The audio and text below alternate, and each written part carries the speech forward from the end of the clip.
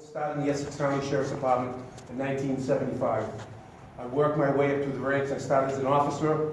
In '85, I became a transportation officer, picking inmates up, taking inmates to courts, police departments, hospitals, taking them all over the state. In '91, the jail, Lawrence Jail, Salem Jail closed. I went to Middleton. I became a captain. I was responsible for scheduling of inmates in the recreation department.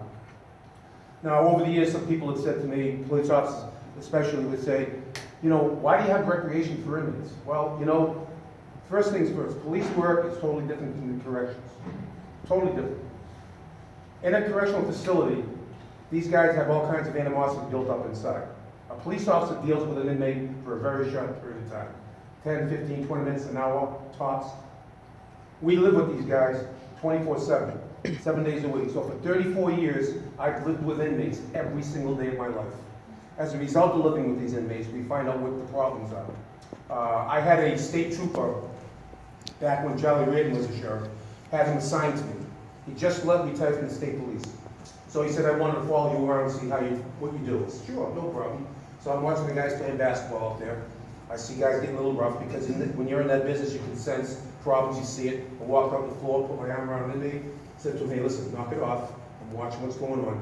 Turn it off, or you're going back to you. No problem, Jerry. I got it, no problem. Goes back, plays ball, happens a couple more times. About a week later, the state trooper said to me, I need to talk to you in your office. Yeah, sure, what's up? He says, I'm not really happy about the way you handle yourself with the inmates. I said, excuse me? He says, I think you're too friendly. I said, well, you know what the problem is? You're a police officer.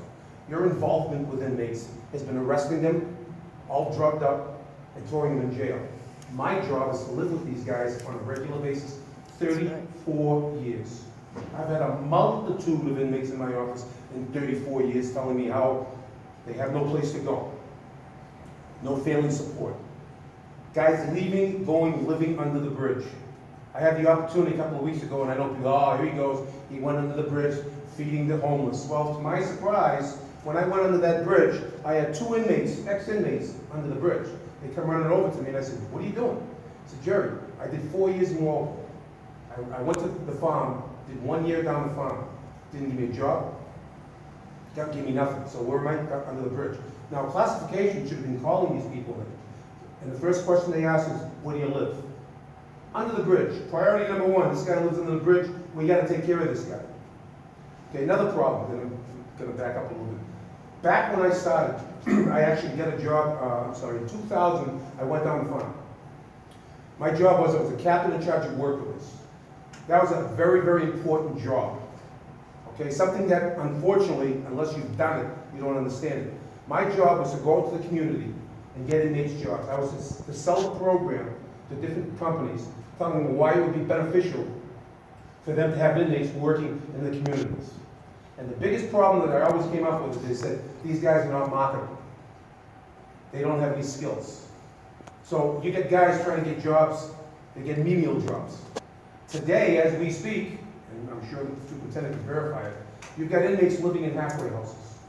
They're paying $125 a week to live in a halfway house. So if a guy's making $200 a week, that means $75 a week is left over. But he's not getting fed. So he's going to have his family bring food into him. And now there's a burden on the family. So what shot does this guy have when he gets out of jail? The way it used to be is we used to put inmates on a bracelet, and they'd all bracelet to their homes if they had a suitable environment to live in. That's the key, a suitable environment. Not today. There's 6 halfway houses, and the only people that are benefiting by the halfway houses are the people that own it, that donate to the sheriff. The inmates got no shot. I was talking to a cop the other day in Lawrence, and he said, I get so many headaches with that Lowell and Oxford Street halfway house. The guys are always in mischief, always getting in trouble, always doing the wrong thing. So just never ending. That's not rehabilitation. That's not aftercare. There's a transition when an inmate, and a lot of people don't know this, when an inmate comes to jail, he does 6 months, 8 months, a year, 2 years. 2.5 years is the max you can do in Middleton. You can do a 2.5 or and on and after 2.5. So there are a lot of inmates that are more than 6 to 8 months. So you get a guy in jail for 2.5 years. When he walks out that door, he's in strange territory. He doesn't know who he is, what he's doing. He needs aftercare. He needs someone to pull him in on a regular basis, because if you have a drug and alcohol problem, I don't care what the program is. There's a program in Ellenwood, Pennsylvania, called ADAP. It's a very successful drug and alcohol program that needs to be brought into the Essex County Sheriff's Department. See, one thing about me, I'm open-minded. I know that I don't have all the answers. I know there's other things out there that might be better than what we're doing, and I've been pursuing and looking into these things. Okay, so you gotta have a good program in place. But regardless if you have a good program in place, so they go to a drug and alcohol program, when they get out, you kick them out the door, they're coming back. So there has to be, the Sheriff's Department responsibility is not policing, so our job is not to worry about what they do on the outside. Our job is once they get out of jail, is to never have them come back. So you people as taxpayers don't have to suffer the consequences of the overcrowding, or suffer the consequences of these guys breaking into your houses. Now, as we speak, down on the farm, they have pre-trial inmates at the farm.